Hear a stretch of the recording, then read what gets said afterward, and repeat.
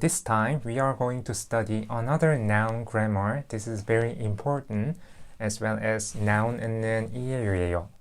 So, can you see here? We are going to study noun이가 있어요, 없어요. What is the noun 있는 noun이가 있어요, 없어요? It's like using have or don't have.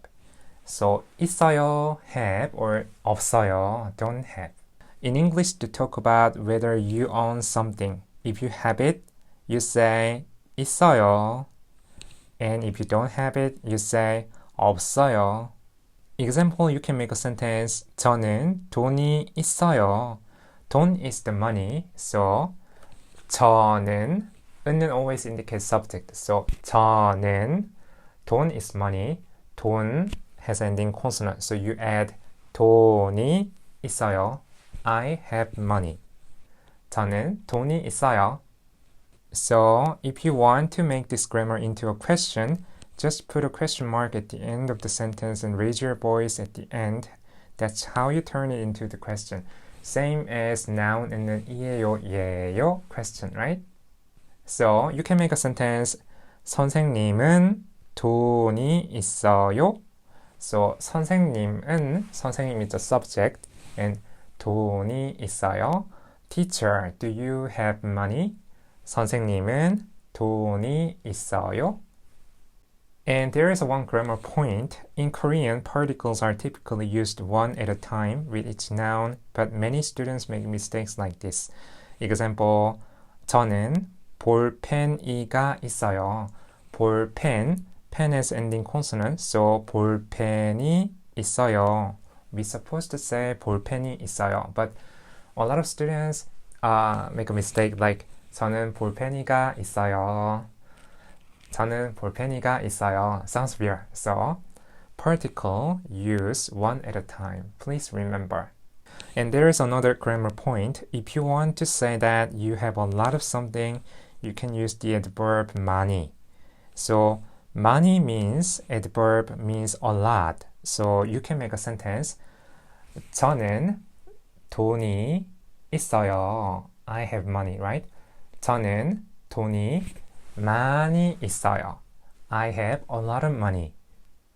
많이 is an adverb, and adverb in Korean normally located before the verb or adjective.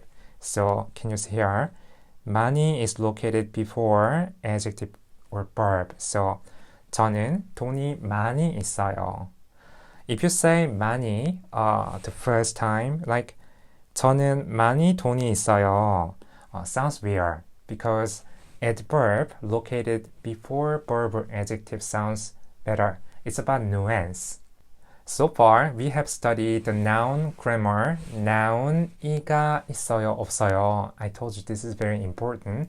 So, let's practice. Let's practice noun이가 있어요, 없어요.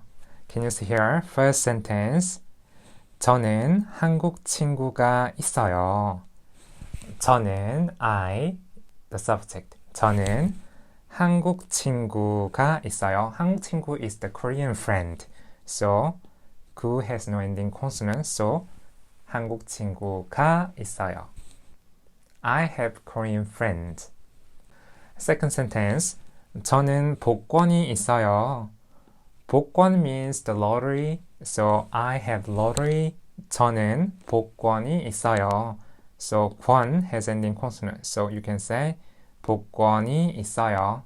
Next sentence. 선생님은 차가 없어요. 차 is the car. So, teacher, he doesn't have a car. How can you say? 선생님은 subject and then doesn't have a car. 차가 없어요. 차 has no ending consonant. So, 가 없어요. Next sentence. 저는 스타벅스 쿠폰이 많이 있어요. Starbucks coupon is come from English, so Starbucks coupon. So 저는 I, the subject. 저는 스타벅스 쿠폰이 있어요. 많이 있어요. I have a lot of Starbucks coupon. 저는 스타벅스 쿠폰이 많이 있어요. Next sentence. 선생님, 우산이 있어요. 우산 is the umbrella. So, teacher, do you have umbrella? 선생님, 우산이 있어요?